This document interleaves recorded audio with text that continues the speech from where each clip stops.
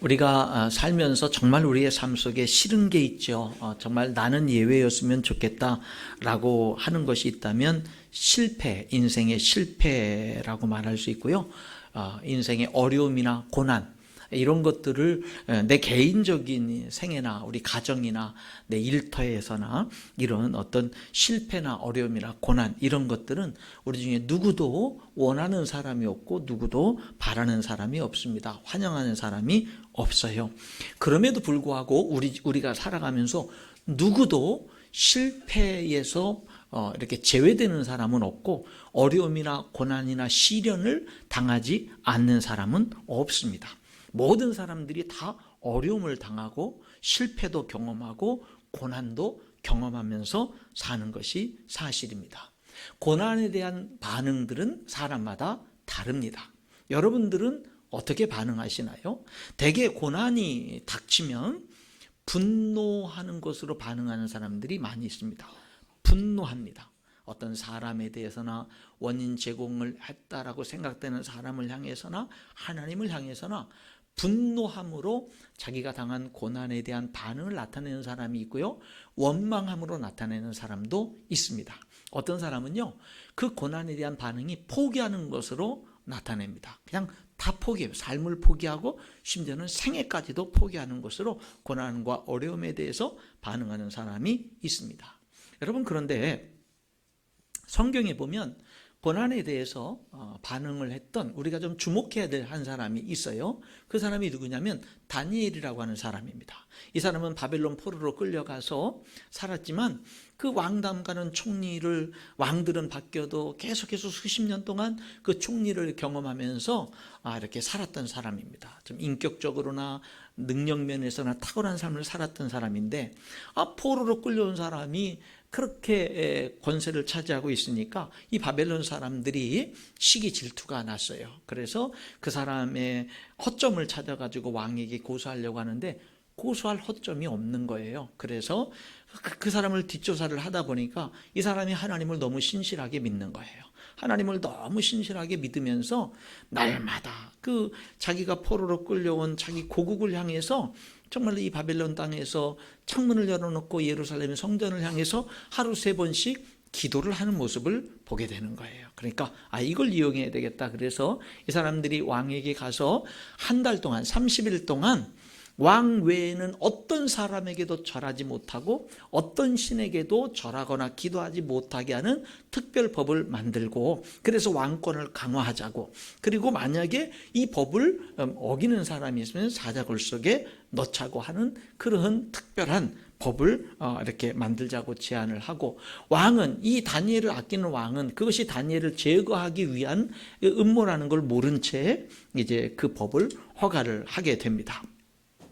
다니엘은, 그리고 그 당시 페르시아 법 자체는 뭐예요? 왕이 어인을, 도장을 찍으면 왕조차도 그 법을 바꿀 수 없는 강력한 법이었습니다. 그러니까 그것을 누구보다도 총리로 지내는 다니엘이 알지요. 그래서 이제 자기 자신은 드디어 이제 사자굴 속에 계속해서 한 달 동안 기도를, 하루 3번씩 하던 대로 기도를 하면 이제 사자굴 속에 던져지게 되고 사자밥이 되고, 자기뿐만 아니라 온 가족들이 함께 비참한 죽음을 처할 수밖에 없는 그 위기, 그 어려움, 그 고난이 바로 눈앞에 닥쳐오게 됐습니다. 그때 다니엘은 어떻게 반응했을까요? 분노했을까요? 원망했을까요? 대적들을 향해서 분노하고 아무것도 모르고 그냥 도장을 찍은 왕에 대해서 원망했을까요? 다니엘은요, 어떻게 하냐면 집에 돌아가서 그냥 어저께 그저께 계속 했던 대로 하루 3번 창문 열어놓고 예루살렘을 향해서 기도합니다. 그리고 그 기도의 내용을 성경은 감사 기도였다고 기록을 하고 있습니다. 여러분, 다니엘은 그 자신과 가정에 닥친 그 인생의 최대의 위기 앞에서 다니엘은 요란스럽지 않았습니다. 방황하지도 않았습니다. 흔들리지도 않았습니다. 그냥 전에 하던 대로 기도했고, 그리고 감사했던 모습을 보게 됩니다. 고난에 대한 반응은 사람마다 다른 그런 모습을 보게 됩니다. 오늘 읽은 이 고린도 후서 1장에도 사도 바울이 자신이 당한 고난에 대해서 이야기를 하고 있습니다. 8절, 9절, 10절에 보니까 사도 바울, 그렇게 하나님을 잘 믿는 위대한 하나님의 사람도 엄청나게 큰 고난을 당했는데요, 힘에 겹도록 심한 고난을 당했다고 말했고 살 소망까지 끊어졌다라고 말합니다. 8절에. 9절에는요, 자신이 사형 선고를 받은 줄 알았다라고까지 말합니다. 이제 죽었구나라고 그 고난 앞에서 생각했다라는 말입니다. 여러분, 고난이라고 하는 것은요, 이렇게 믿음이 좋은 사도 바울에게도, 신실하게 살아가는 다니엘과 같은 사람에게도 찾아오거든요. 고난은 모든 사람에게 찾아옵니다. 우리는 누구도 고난을 좋아하는 사람은 없지만 고난은 또 우리 중에 누구도 피할 수 있는 사람도 없습니다. 그러면은 하나님은 왜 크고 작은 이런 고난들을 우리에게 허락하시는 것일까? 왜냐하면 고난이 나쁜 것만은 아니기 때문에 그렇습니다. 여러분, 오늘 성경을 통해서 하나님은요, 우리들에게 고난이 주는 유익도 있다, 고난이 주는 축복도 있다라고 하는 것을 분명하게 말씀해 주고 있습니다. 고난과 시련을 통과함으로 우리들이 좋은 변화를 가져오기도 하고, 고난과 시련을 통과함으로 우리들에게 비로소 성숙함에 이를 수 있기도 하고, 고난과 시련을 통해서 합력하여 설을 이루시는 하나님의 역사를 경험하기도 하는 겁니다. 무엇보다도 고난과 어려움은 우리로 하여금 겸손하게 만듭니다. 그리고 겸손은 존귀하게 됨의 최선봉에 서 있습니다. 겸손의 문을 통해서 축복이 들어오게 되는 거죠. 그래서 유명한 설교가여 저술가인 C.S. 루이스라는 사람은 이런 말을 했습니다. 고난은 변장된 축복이다, 이런 말을 했습니다. 자, 오늘 여기 고린도후서 1장 읽은 이 본문 말씀을 통해서 사도 바울은 살 소망까지 끊어지고 사형 선고를 받은 줄 아는, 이제 죽었구나라고 하는 그러한 고난을 당했는데, 그런 고난을 통해서 자기가 경험한 것을 이야기를 하는데, 특별히 고난이 나쁜 것만이 아니라 고난을 통해서 이런 축복도 있다라고 하는 것을 얘기를 해줍니다. 두 가지를 우리들이 주목해 보기를 원하는데요, 고난을 통해서 어떤 축복이 있느냐. 첫 번째는요, 하나님의 위로를 경험하는 축복이 있습니다. 하나님의 위로를 경험하는, 그러니까 사람이 고난, 너무 힘든 고난을 우리들이 겪었는데, 근데 그 고난 속에서 뭐냐면요, 나에게 사랑으로 다가오셔서 나를 위로해 주시는 그런 하나님의 위로를 경험하는 거예요. 어느 날 제 아내가 저에게 그런 얘기를 했어요. 너무 힘들어서 하나님 앞에 그 예배 때 나와서 기도할 때, 막 사람들이 같이 통성기도하면서 기도할 때 하나님 앞에 그랬다는 거예요. 하나님, 너무 힘들어요 라고 그렇게 하나님 앞에 고백한 적이 있었다 그래요. 옛날에, 과거에. 그랬더니 하나님께서 등 뒤에 다가오셔서 이렇게 따뜻한 팔로 이렇게 안아주시는 것과 같은 그런 포근한 그런 것을 느꼈다라고 그래요. 여러분, 하나님의 위로는 다 다양합니다. 어떻게 되는지 그런 것들을 한 가지로 표현할 수는 없지만, 분명한 건 뭐냐면요, 우리들은 고난 속에서 하나님을 만나는 거예요. 위로해 주시는 하나님, 나의 어려움과 아픔에 공감해 주시고 함께 해 주시고 위로해 주시는 하나님을 만날 수가 있는 겁니다. 여기 오늘 사도 바울이 1장 3절에 뭐라고 그래요? 하나님을 뭐라고 표현하냐면 자비의 아버지시요 모든 위로의 하나님이라고 표현을 합니다. 자비로우신 하나님이 모든 위로의 하나님이다, 온갖 위로를 주시는 하나님이다 라는 뜻입니다. 여러분, 우리 하나님은요, 어떤 분이냐면 위로해 주시는 하나님이에요. 그 하나님의 위로를 우리는 언제 경험하게 되냐면 고난 속에서 경험하는 거예요. 그런데 그 고난이, 사도 바울은 한 걸음 더 나가서 뭐라고까지 했냐면, 고난이 넘치면 하나님의 위로는 더 넘친다라고 얘기를 해요. 그렇죠. 5절에 뭐라고 얘기합니까? 그리스도의 고난이 우리에게 넘친 것 같이 우리가 받는 위로도 그리스도로 말미암아 넘치는도다. 그래서 우리는 찬송가 중에 그런 찬송을 하죠. 내 앞에 바다가 갈라지지 않으면 주가 나로 바다 위 걷게 하리. 우리는 그렇게 찬송을 하는 겁니다. 여러분, 여기 사도 바울은 위로하시는 하나님을 만나요. 위로하시는 하나님. 여러분, 여러분의 삶에서도 고난 속에 위로하시는 하나님이 여러분에게 다가오시는데 그 하나님을 만나고 그 하나님을 발견할 수 있기를 주님의 이름으로 축복합니다. 위로하시는 하나님이에요. 하나님. 제가 지난 이렇게 성지순례를 갔을 때 제일 먼저 간 장소가 어디냐면 가이사랴라고 하는 곳에 갔어요. 이 가이사랴라고 하는 것은 지중해 해변에 있는 뭐예요? 이 로마 사람들이 만든 작은 로마와 같은 도시예요. 예. 그 이스라엘 땅에 만들어 놓은 도시거든요. 그러니까 이스라엘을 정복해서 다스리는 총독이 이 가이사랴에다가요, 뭐냐면 작은 로마 도시와 같은 도시를 만들어 놓은 거예요. 거기는 원형 경기장도 있었고요. 거기는 심지어는요, 전차 경기장도 있었어요.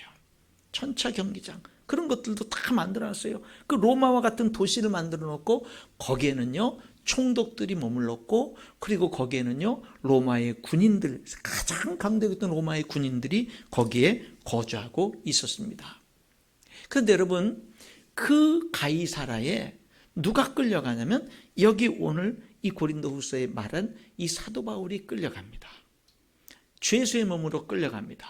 그리고 유대인 종교 지도자들은요 사도 바울을 죽이려고 벌떼같이 달려들고 있습니다. 그래서 밤중에 수백 명의 로마 군인들이 그를 몰래 호위해서 가이사랴까지 겨우 데려간 거예요. 왜? 그곳에는 로마에 죽어지니까 유대인들이 함부로 들어올 수 없는 그런 지역이니까 가장 로마 시민권을 가지고 있는 사도 바울을 가장 안전하게 보호할 수 있는 곳이기 때문에 그 가이사랴까지 호송했습니다. 그리고 그곳에서 재판을 받아요. 아그리빠 왕 앞에서 재판을 받고, 베스도 총독 앞에서 재판을 받고, 벨릭스 총독 앞에서 재판을 받고, 여러분, 2명의 총독과 1명의 왕 앞에서 계속해서 사도 바울은 재판을 받습니다.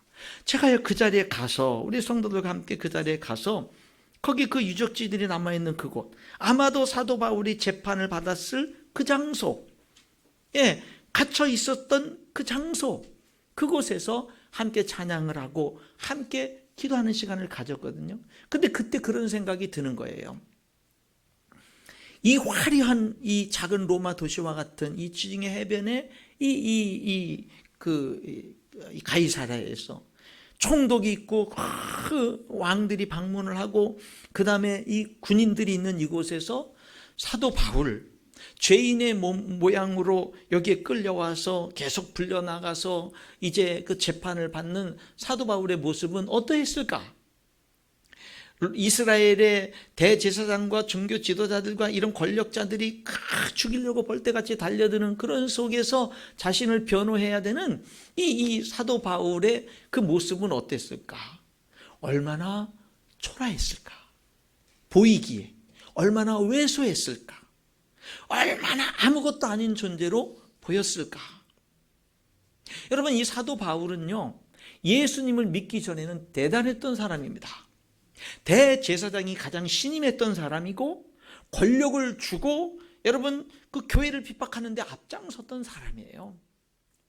그 로마 시민권을 가졌고 배경이 좋았고 그 당시 이스라엘에서 최고의 학문을 배웠고, 이 젊은이가요 그야말로 가장 잘 나가는 젊은이였습니다. 모두가 다 성공했다라고 생각하고 다 우러러보는 젊은이였는데, 그가 어느 날 예수님 믿고 난 다음에는 핍박받는 자가 돼 있는 거예요.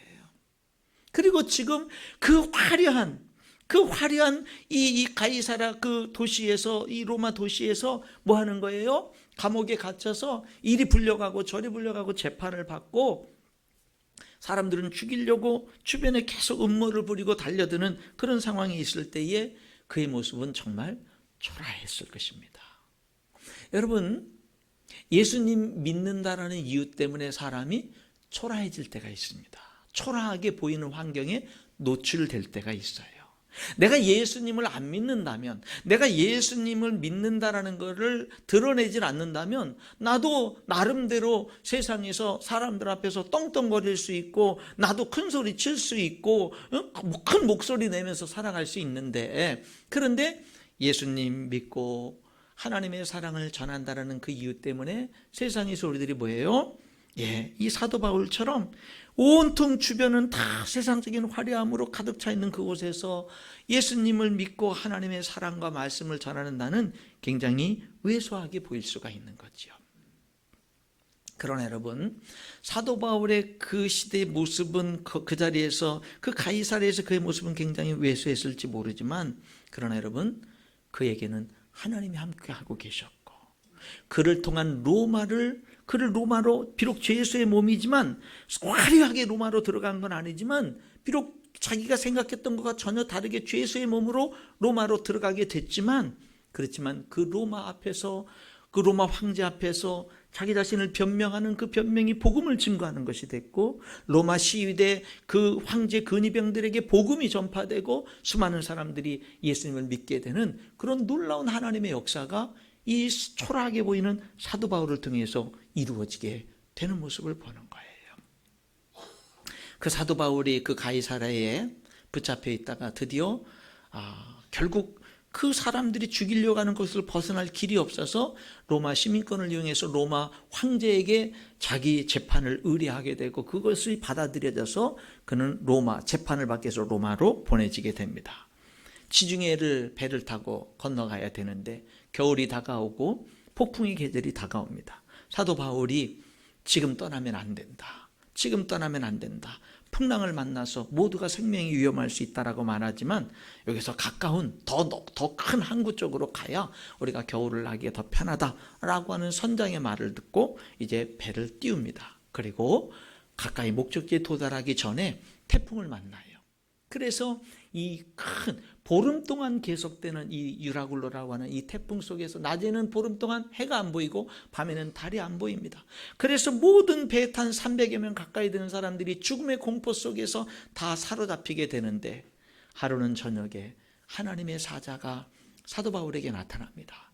그리고는요, 사도 바울에게 사도 바울아, 두려워하지 마라. 너와 이 배에 탄 모든 사람들이 그 보름 가까이 되는 이 깜깜한 이 태풍 속에서 이제는 살 소망이 없어지고 전부 다 절망 가운데 있지. 그런데 너는 로마 황제 앞에서 복음을 전해야 돼. 그거 전하게 될 거야. 그리고 하나님이 이 배에 탄 모든 사람들의 생명을 너에게 맡겼어. 누구도 생명을 잃을 자가 없을 거야. 다만 물건들은 손해를 보겠지만 생명을 잃을 자가 없을 거야. 그렇게 위로를 해줍니다.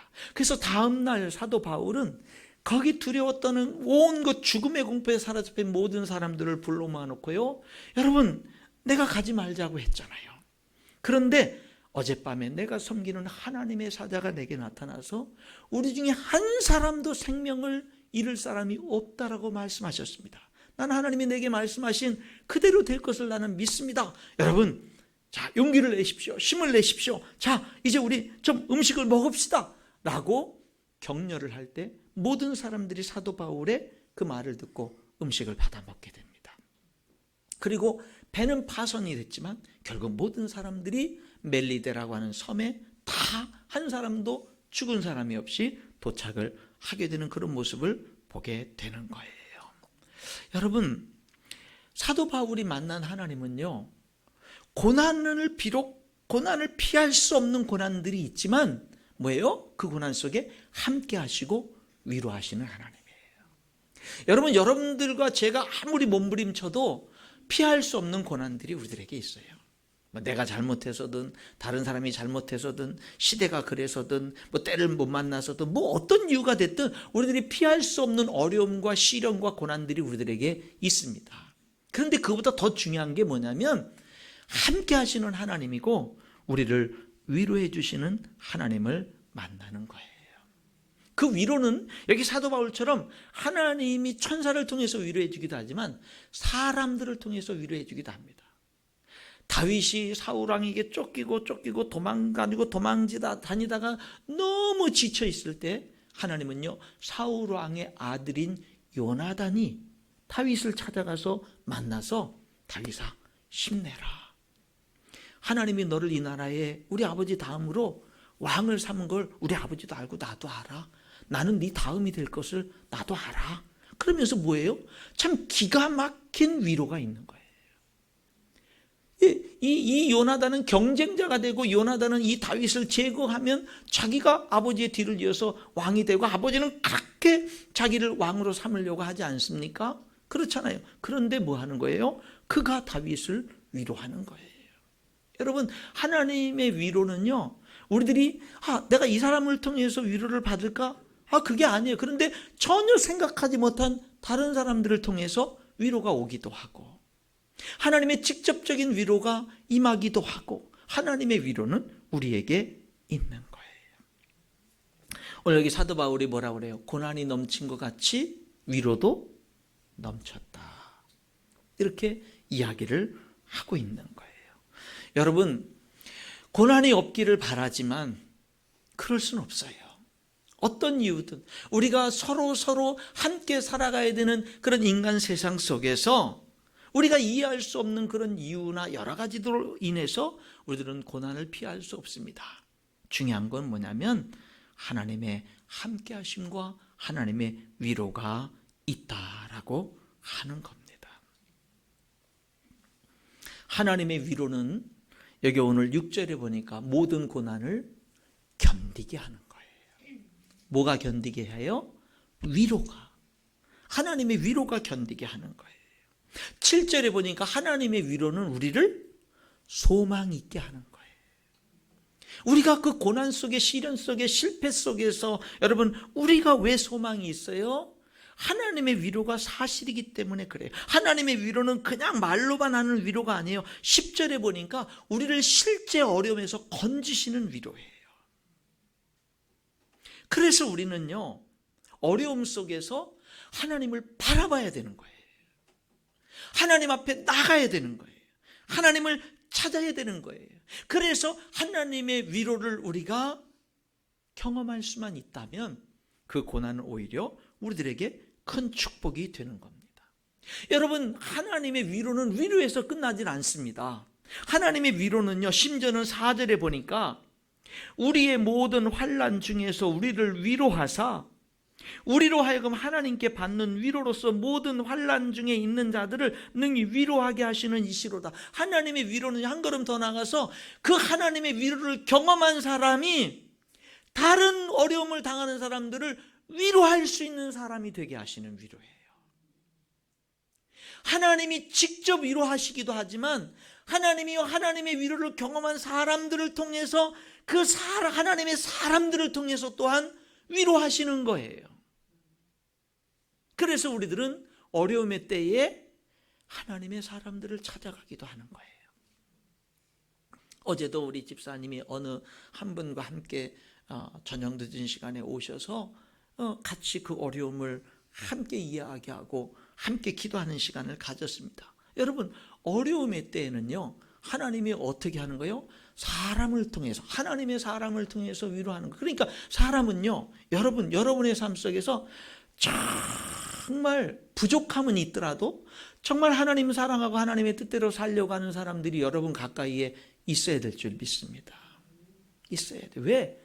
하나님이 직접 위로하시기도 하지만 위로를 경험한 하나님의 사람들을 통해서 위로하시기 때문에 그런 거예요.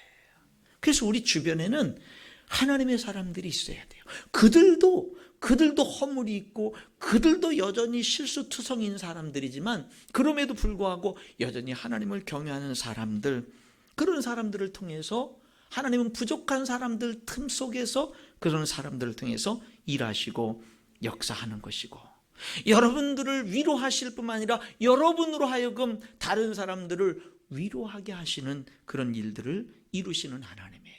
이런 일들이 뭐를 통해서 이루어져요? 고난, 내가 당한 고난을 통해서 이런 일들이 이루어지는 거예요. 여러분, 이렇게 다니다 보면 부모님은 하나님을 정말 순결한 믿음으로 잘 믿는데 자녀들은 하나님이 어디 있냐 그런 사람들이 있어요. 그런 사람들 가운데에 어떤 모습을 보게 되냐면 부모님은 고생을 하면서 열심히 해서 돈을 열심히 벌어서 자녀들은 고생을 안 시킨 거예요.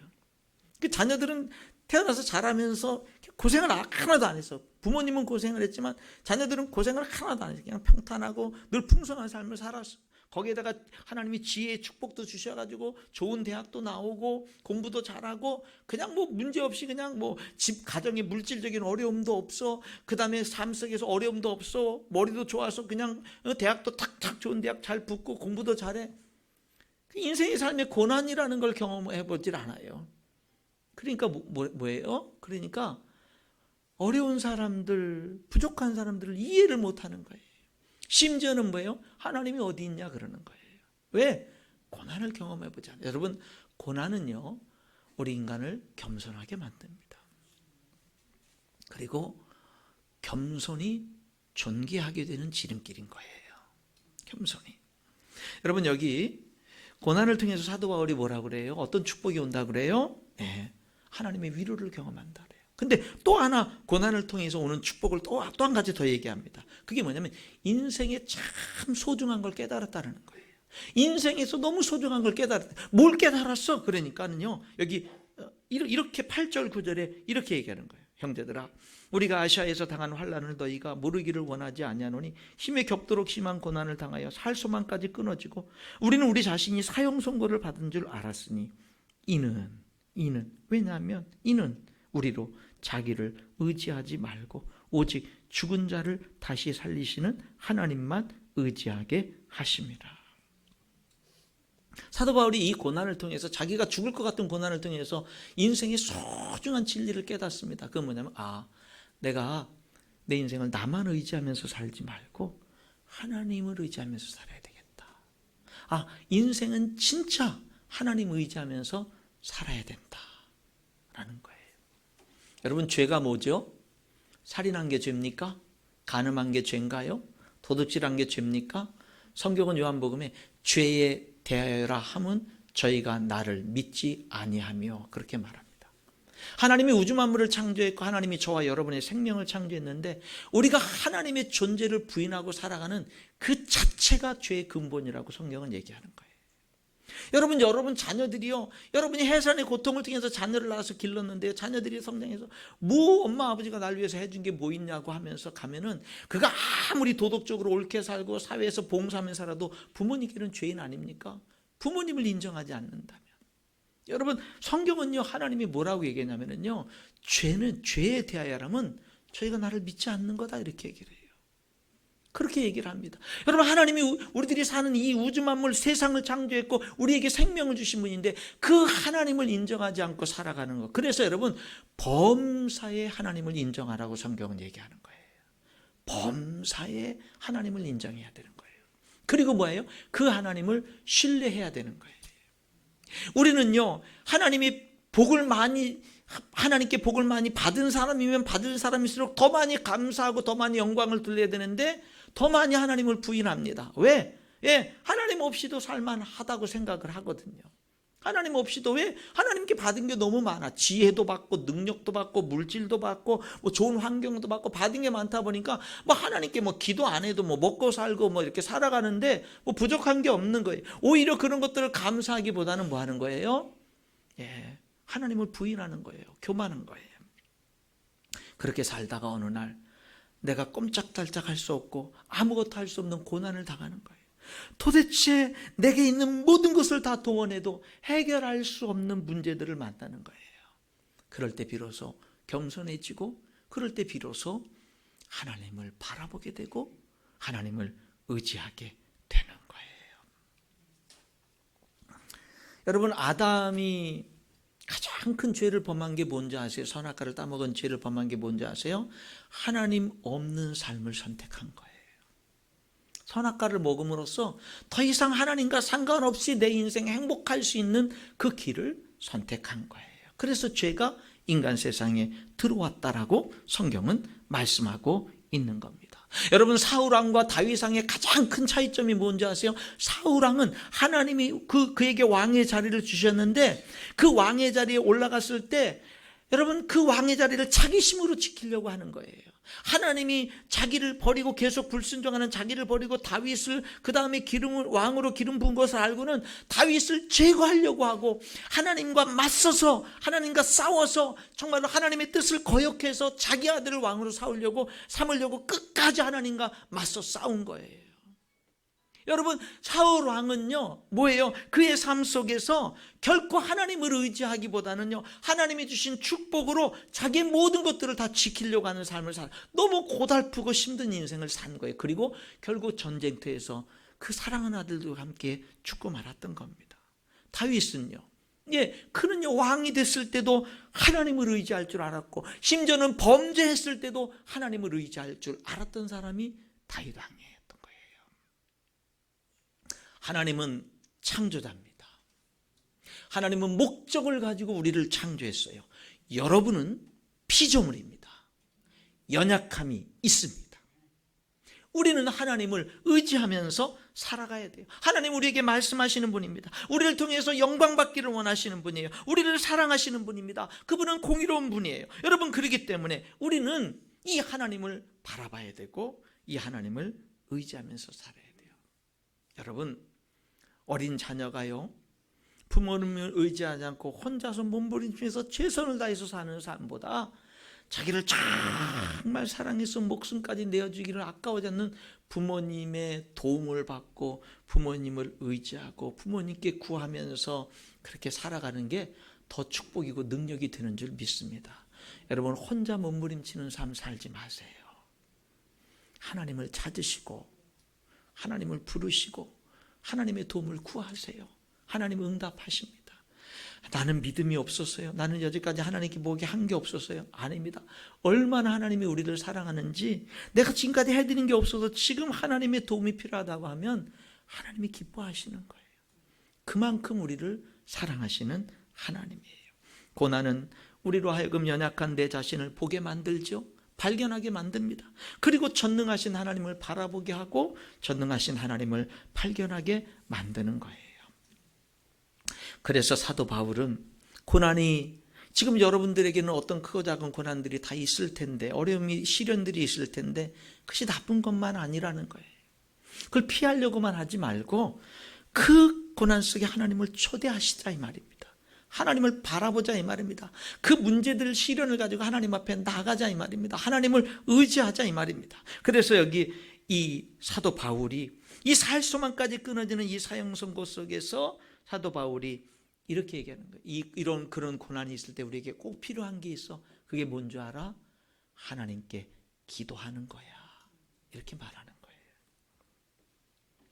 10절 11절에 그가 이같이 큰 사망의 소리를 건지셨고 또 건지실 것이며 이후에도 건지시기를 그에게 바라노라. 너희도 우리를 위하여 간구함으로 도우라. 이는 우리가 많은 사람의 기도로 얻은 은사로 말미암아 많은 사람이 우리를 위하여 감사하게 하려 함이라. 이게 뭐라 그래요?